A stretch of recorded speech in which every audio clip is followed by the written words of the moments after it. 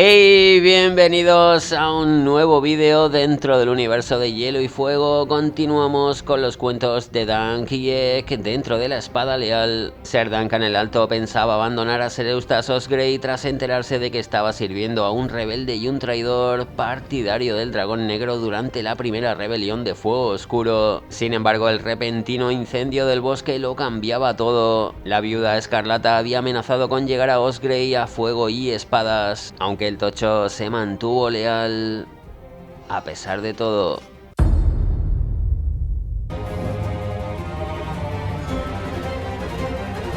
Continuamos pues justo donde lo dejamos, dentro de los sucesos de la Espada Leal. El incendio se prolongó hasta la mañana. Aquella noche nadie durmió en Tiesa. Todos se preguntaban si llegaría hasta ellos el fuego. Dunk, con los ojos irritados junto al parapeto, estaba atento por si venían jinetes durante la noche. Allí se encontraban Dunk y Ek en lo alto de la torre de Osgrey viendo arder el bosque cuando apareció Servenis, el cual tenía claro que los caballeros de la viuda llegarían a lo largo del día, pero Dunk tenía más claro todavía que al que realmente buscaban era a Venis, no a ellos, proponiéndole el tocho que huyera de Tiesa ahora que aún estaba a tiempo. Sin embargo, el caballero pardo no estaba dispuesto a huir y todavía menos a entregarse para que la viuda le arreglase el careto. Enseguida apareció también Ser Eustace, palpándose la tensión entre él y Dunk. Osgrey quería contraatacar rápidamente, incluso Venis hablaba de atacar el molino de la viuda y matar al molinero como represalia, algo que Ek no podía consentir, pidiendo a Dunk que interviniese. Si bien para el tocho no se trataba más que de simples bravuconadas, hablar, lo único que podían hacer contra Fosa Fría aparte de cagarse de miedo. Sin contar además con que todo eso ya ni siquiera era ni asunto suyo. De hecho, el tocho quería abandonar Tiesa cuanto antes, apurando su desayuno mientras Servenis continuaba con el entrenamiento de los aldeanos a pesar de todo. Acto seguido, incluso Ek propuso ir a Isla Bella, un territorio atacado por los hombres del hierro de Dagon Greyjoy, con lo que no sería raro que Lord Farman necesitase espadas para defender sus costas, y no es que Ek conociese Isla Bella, pero ya solo su nombre resultaba de lo más sugerente. Algo así como Tarth y la isla Zafiro, una idea que gustó mucho a Dunk, dispuesto a partir de inmediato hacia Torre la Bella con su escudero. No obstante, el tocho, ya preparado para abandonar Tiesa, acudía hacia Venis para saber cuál era su plan de batalla. Un plan que básicamente consistía en encerrarse en la torre hasta que capeara el temporal. Dunk sabía que no tendrían ninguna posibilidad para hacer frente a los soldados de Fosa Fría ante un eventual asalto, y a pesar de que le apremiaba para que se marcharan, el tocho era incapaz de dejar aquello así, ordenando acto seguido a todos los aldeanos que se marchasen a sus casas. No tardó en aparecer así el conflicto entre Servenis y Ser Duncan, con el tocho decidido a que nadie perdiese la vida, logrando finalmente con su arrojo que todos los aldeanos salieran corriendo en desbandada. «¡Márchense!», repitió a los campesinos. Era como si algún dios hubiera puesto la palabra en su boca. El guerrero no, por supuesto. ¿Habría un dios de los necios? Y a pesar de que Osgrey intentó detenerlos, ya no hubo nada que hacer. Para Ser Eustace, el enorme caballero no tenía ningún derecho a ordenarles que se fueran, pero para Ek la culpa había sido de los pollos, que piaban demasiado alto. Osgrey se encontraba abatido, de nuevo convencido de la traición de Ser Duncan el Alto, seguramente comprado por la viuda escarlata. Pero nada más lejos, ya que Dunk no dejaría solo al anciano ante la que se le venía encima. «Todavía le debo algún servicio, no pienso escabullirme con la cola entre las piernas. Aquí sigue mi espada». «Una espada». El anciano caballero se levantó despacio. «¿Qué puede hacer una sola espada contra esa mujer? Para empezar, lo posible para que no entre en sus tierras». «Sí», dijo al fin, «más vale ser audaz que esconderse tras los muros de piedra. Mejor morir león que conejo». «Durante 1000 años fuimos alguaciles de la frontera norte», dijo Osgrey. «Necesito mi armadura». Ser Eustace se preparaba así para hacer frente a la viuda escarlata, mientras Ek no perdía su sentido del humor pese a todo. «No sabía que tuvieras cola, Ser. ¿Quieres un golpe en la oreja?» «No, Ser. ¿Tú quieres tu armadura?» «Sí, y otra cosa más». Tras esto no tuvieron que insistir mucho a Servenis para que se quedara en la torre. Y si a Dank y Sereustas les sucedía algo, supuestamente sería el Caballero Pardo quien cabalgara hasta Alto Jardín para informar a Lord Tyrell de que Lady Weber había asesinado a Osgrey y quemado su bosque. Así se marcharon los tres a través del bosque viendo los estragos que había causado el fuego. Sereustas no tardó en comparar el panorama con el campo de fuego. La diferencia es que esa desolación no la habían causado los dragones. El campo de fuego, el final para la casa Gardener y la gran victoria de Aegon el Conquistador y sus hermanas, que más tarde recogieron todas esas espadas para fundirlas en el trono de hierro. Como contaba Sereustas, Alto Jardín pasó de reyes a mayordomos y la casa Osgrey comenzó a perder su estatus dentro del dominio. Una lenta caída hasta convertirse en unos simples caballeros con tierras, vasallos de Lord Rowan de Soto de Oro. El anciano no paraba de toser por el humo y Dank preguntó a Osgrey si deseaba regresar. Sin embargo, Sereustas se mantuvo firme, recordando enseguida la historia del pequeño león Ser Wilber Osgrey, aquel que había conseguido frenar la invasión Lannister del dominio matando al rey Lancel IV de la Roca. La idea aquí era la misma y Osgrey estaba sugiriendo que Dank matase a la viuda escarlata para que sus caballeros se dieran media vuelta a Fosa Fría. Y lo peor de todo es que el tocho, a pesar de su mollera más dura que la muralla de un castillo, lo había entendido perfectamente. De esa manera llegaron al arroyo y Sereustas recordó su juramento sobre no cruzar la otra orilla, territorio de la viuda escarlata, mientras que ya dudaba sobre si aparecería o no. Si bien Dank lo tenía bastante claro, Lady Weber acabaría apareciendo. Y así fue, llegó en menos de una hora y lo primero que vieron tras una cortina de humo fue el estandarte de la araña. Y a 3 varas a caballo con una armadura que lo cubría de pies a cabeza. Tras ellos iba Lady Rohan Weber, también con armadura junto al Septon Sefton y su maestre. Pero no estaban solos, otros 33 soldados protegían a la viuda escarlata.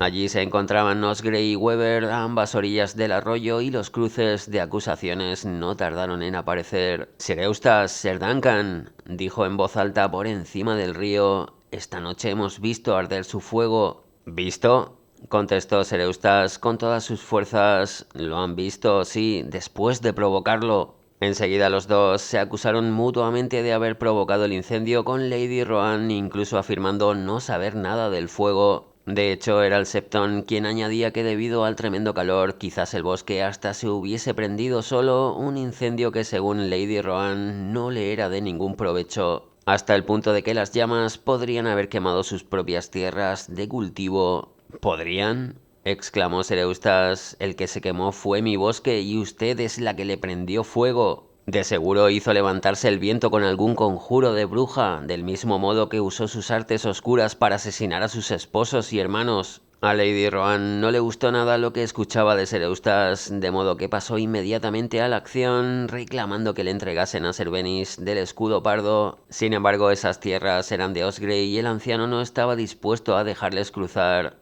De modo que lo siguiente ya fue la viuda escarlata ordenando a Ser Lucas que sus ballesteros apuntaran a la otra orilla. A pesar de todo, Dank, que no estaba dispuesto a consentirlo, apeló a la paz del rey, llegando incluso a amenazar a la araña si se atrevía a cruzar. Si intentan cruzar, los detendré. Ser Lucas 3 varas se rió. Vea, mi señora, un caballero errante con ganas de ser un puercoespín, le dijo a la viuda escarlata. Con solo una palabra suya lo atravesaremos con una docena de virotes. A esta distancia penetrarán en la armadura como si estuviera hecha de saliva. No obstante, Lady Rohan no estaba por la labor de llegar a eso, solo eran 3 contra un grupo de más de 30. Y desde luego el tocho, el anciano Osgrey y Egg no eran precisamente Ser Arthur Dayne, Ser Geralt Hightower y Ser Oswell Went.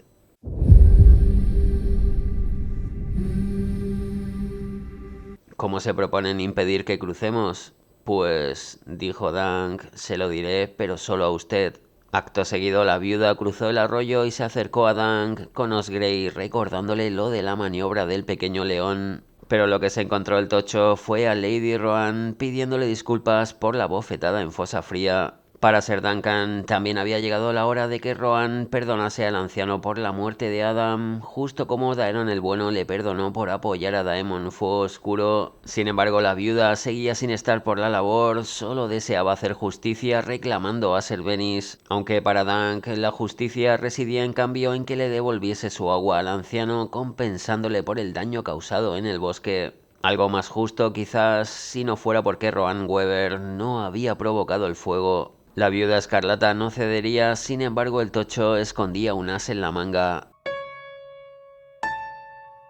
Dunk, de desembarco del rey, un matón del lecho de pulgas, tomado como escudero por el viejo Ser Arlan, que había cambiado por completo su forma de ser. Estaba más que dispuesto a utilizar cualquier recurso para parar aquello, así fue como entregó a la viuda escarlata el anillo de oro que Ek guardaba en una de sus botas. Nada más y nada menos que el sello de Maekar Targaryen. Si bien resultaba obvio que Lady Rohan también era bastante tozuda, solo deseaba justiciar a Ser Bennis del escudo pardo y se encontraba en insultante superioridad, llegando incluso a plantear el escenario de acabar con ellos tres para que el dragón no supiera nada de lo que allí había sucedido. Farol o no, lo cierto es que la viuda no podía regresar a Fosa Fría con las manos vacías. Lady Rohan Weber, como la viuda escarlata, se había ganado una reputación frente a sus enemigos y ahora, aunque quisiera, no podía echarse atrás con lo de Osgrey. Sin embargo, para Dunk, todo se reducía a una demostración de poder, ver quién meaba más lejos o quién la tenía más larga. Lady Rohan no pudo evitar sonreír al escuchar la comparación, si bien en su posición no podía demostrar el más mínimo signo de debilidad ante el resto de señores menores. Y de hecho, si alguien la tenía larga allí, la trenza, esa era Lady Rohan Weber de Fosa Fría, que para colmo tenía que aguantar el acecho de 3 varas, alguien que solo esperaba el momento oportuno para casarse con ella y quedarse con sus tierras. En ese momento fue cuando Ser Duncan el Alto sacó su daga dejando a Rohan estupefacta. Pero Dunk no quería matar a la viuda como le pedía Osgrey, sino hacer un pequeño sacrificio de sangre rajándose él mismo la cara en lugar de Bennis, este tocho y su honor. ¡Está loco! El humo había llenado de lágrimas los ojos de Lady Rohan. Si fuera de mejor cuna, me casaría con usted. Sí, mi señora, y si los cerdos tuvieran alas y escamas y respiraran fuego, serían como los dragones. El tema, pues, es que la viuda escarlata no había ordenado quemar el bosque y Osgrey la acusaba de ello. Lo mejor sería que Ser Eustace retire la acusación. Antes respirarán fuego los cerdos, mi señora. En ese punto ninguno de ellos se echaría atrás y Rohan decidió defender su inocencia ante los dioses y los hombres. Es decir, si Ser Eustace no se disculpaba, todo se decidiría en un juicio por combate, Ser Duncan el Alto contra Ser Lucas Inchfeld.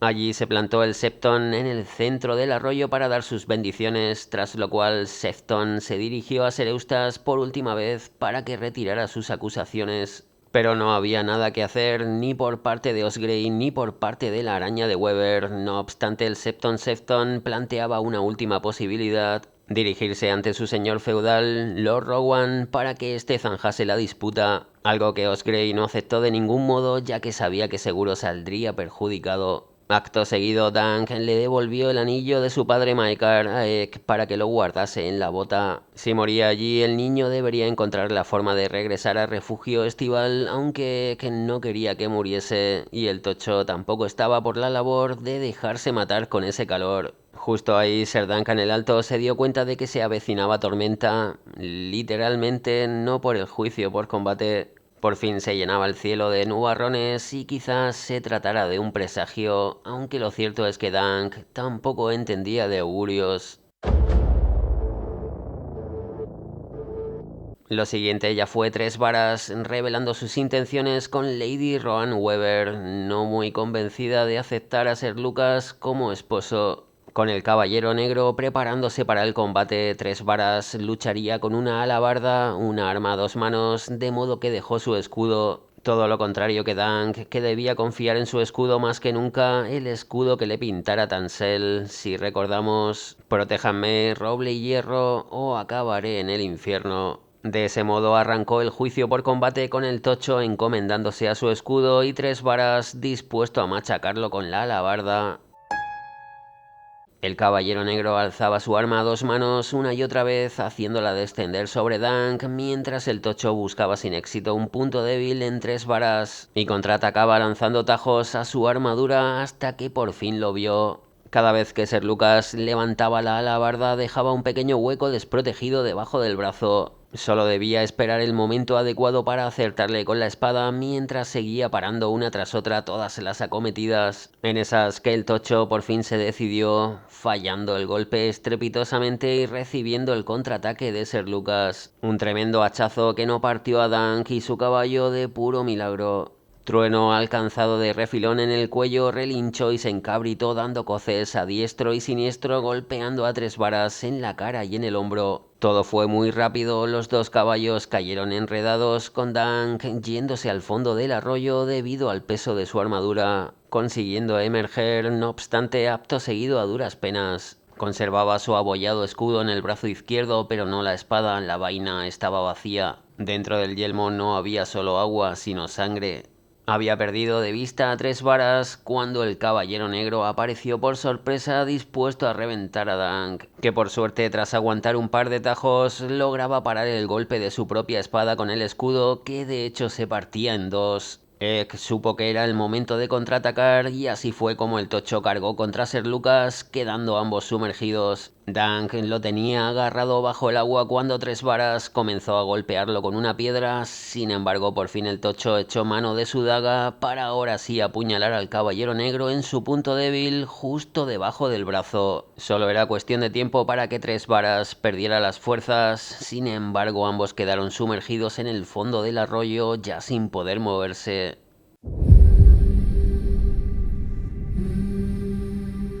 Lo siguiente ya fue el tocho despertando hecho un cuadro bajo los cuidados de un maestre. Con heridas de todos los colores, enseguida Dank se enteró de que ese maestre era el de Lady Rohan Weber, el cual no tardaba en hacer repaso a todas las heridas causadas entre 3 varas y su caída del caballo junto a la cicatriz por el corte en la cara. Además, por si fuera poco, Dank se había ahogado en el arroyo, pero para suerte del tocho el maestre de Fosa Fría era hijo del hierro. Nunca me había imaginado que una sola persona fuera capaz de tragar tanta agua, ni siquiera alguien tan grande como usted, Ser. Tiene suerte de que yo sea natural de las Islas del Hierro. Los sacerdotes del dios ahogado saben ahogar y resucitar a un hombre, y yo he estudiado sus creencias y costumbres. Me ahogué.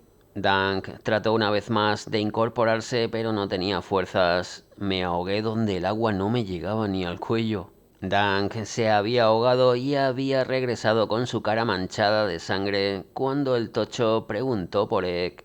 Ek, dijo, quiero a Ek. ¿Se le antoja un huevo?, replicó el maestre, pero Dank solo quería saber de su escudero, alguien que había ayudado a sacar al tocho del agua y que no se había separado de él en ningún momento. Justo ahí Ser Duncan se enteró del matrimonio de Ser Eustace Osgrey con Lady Rohan Weber. Claro, usted no lo sabe. Después de la batalla, Fosa Fría y Tiesa se reconciliaron. Lady Rohan pidió permiso al anciano Ser Eustace para cruzar sus tierras y visitar la tumba de Adam. Él se lo dio. Lady Rohan se arrodilló ante las zarzamoras y se echó a llorar. Él quedó tan conmovido que fue a consolarla. Estuvieron hablando toda la noche del joven Adam y del noble padre de mi señora. Antes de la rebelión Fuego Oscuro, Lord Wyman y Ser Eustace eran grandes amigos. Esta mañana nuestro buen Septon Sefton unió en matrimonio a Ser Eustace y mi señora. Ahora Eustace Osgrey es señor de Fosa Fría y su león jaquelado ondea junto a la araña de los Weber en todas las torres y murallas. Dank no vio a Lady Rohan hasta el día en que se marchó acompañado por el Septon y bajo una intensa lluvia. El tocho agradeció a Sefton su gran dedicación, pero sentía que debía marcharse. Justo ahí también se enteró de lo de Servenis. El caballero pardo había aprovechado el enfrentamiento para saquear la torre de Osgrey y huir con todo lo robado. Dank abrigaba la esperanza de reencontrarse algún día con Servenis del escudo pardo. Entonces, no me cabe duda de que tarde o temprano Ser Duncan el Alto saldará cuentas con la rata de Servenis del escudo pardo, quizás en las tierras de los ríos. El tocho no tenía claro a dónde ir, pero lo cierto es que siempre había querido viajar al muro, algo que terminó por dejar completamente descolocado al buen Septón. Justo al entrar en las cuadras, se encontró con Lady Rohan con su flamante vestido verde y sus ojos a juego. No cabe duda de que Ek había organizado el encuentro, la ex viuda no iba a permitir que Dang se marchase sin despedirse, incluso ofreciendo al Tocho un puesto en Fosa Fría como capitán de su guardia, que éste rechazaba sin dudarlo. Dang estaba resentido por lo del repentino matrimonio, sin embargo Rohan Weber insistió en compensarle antes de marcharse. La viuda quería regalarle una impresionante yegua dorniense que Sir Duncan tampoco podía aceptar. ¿Sabe mucho de caballos? Preguntó Rohan. Montó en uno, un viejo corcel criado para la batalla, lento y con mal genio, no para cabalgar de un sitio a otro. Si necesito ir de un sitio a otro, deberé elegir entre él o estos. Dunk se señalaba los pies. Tiene los pies muy grandes, observó ella, y también las manos. Seguro que todo usted es grande. También parecía claro que Lady Rohan le estaba tirando la caña al Tocho y si se había casado con Osgrey era para no perder el castillo y sus tierras. Tenía que casarme, ya lo sabe, el testamento de mi padre, no sea tan tonto. ¿Y qué pretende que sea? Más duro de mollera que la muralla de un castillo y encima bastardo. Dunk no quiso aceptar la increíble yegua, pero se conformó con otro recuerdo de Lady Rohan mientras se fundía en un gran beso con la viuda escarlata. En cuanto a Lady Rohan Weber, como sabemos, sus maridos no acostumbraban a quedarse mucho tiempo y eso es lo que ocurrió con Eustace Osgrey. Y el siguiente marido para la viuda escarlata, el sexto nada menos, ya fue Geralt Lannister, señor de Roca Casterly tras las muertes de su hermano mayor Tyball y su hija Cerel. No voy a entrar en qué pudo ocurrir ahí, pero la viuda escarlata tendría 4 hijos con Geralt, entre ellos Lord Titos. Sí, Lady Rohan Weber se trata ni más ni menos que de la abuela de Lord Tywin Lannister.